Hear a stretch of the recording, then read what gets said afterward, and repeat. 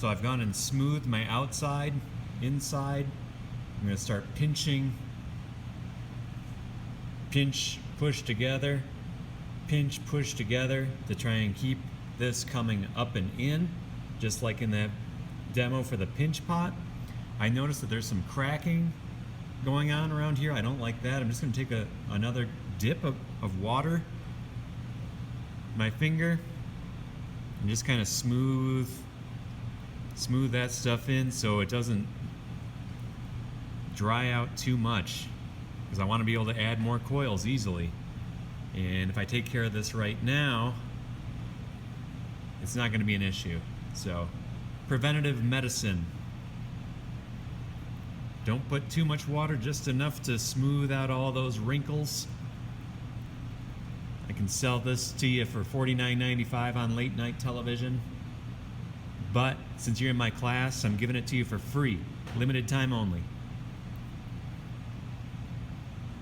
Okay.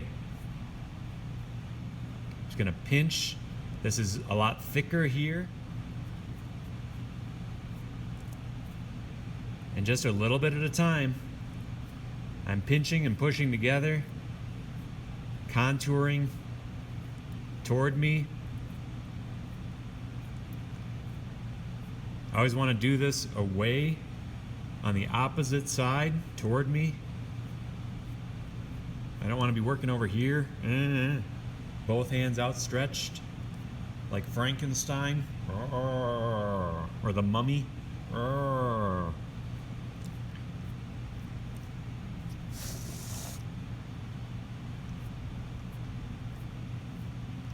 Your shoulders may get a little fatigued in this process, especially if you have a camera between you and the pot.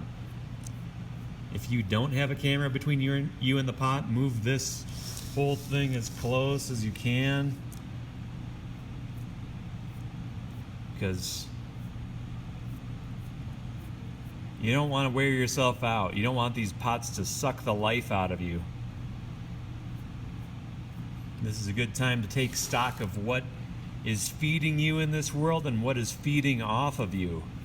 You don't want your pots feeding off of you. You got limited energy.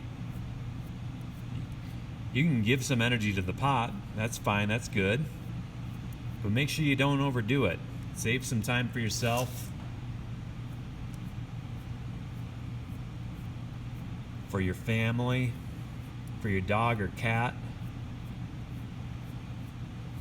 for the flowers,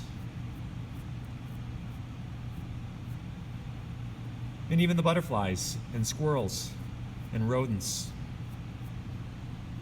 Okay. Go all the way around and see what happens. Hold that template up. So I've got my template back up. I can see I'm dead on.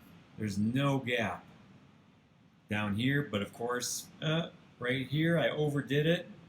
I went in too far, but that's fine. I can just stretch this clay out, stretch it, and match up that template, go around the whole pot, match it up.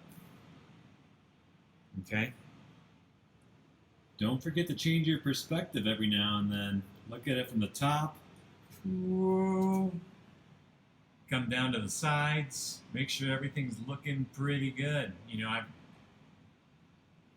the way it catches the light, I can see this is denting in. I might want to go back and flare that out with my fingers just a little bit, just like that.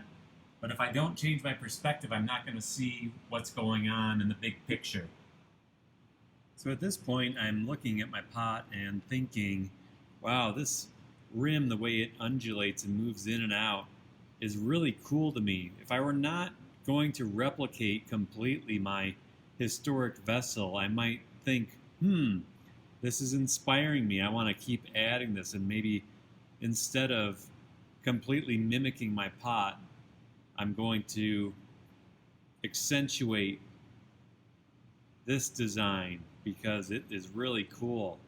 Okay, so always keep in mind what you're doing, look at what you're doing and how it might change and evolve over time. I'm going to keep on building this as a historic vessel, but I'm really inspired by this.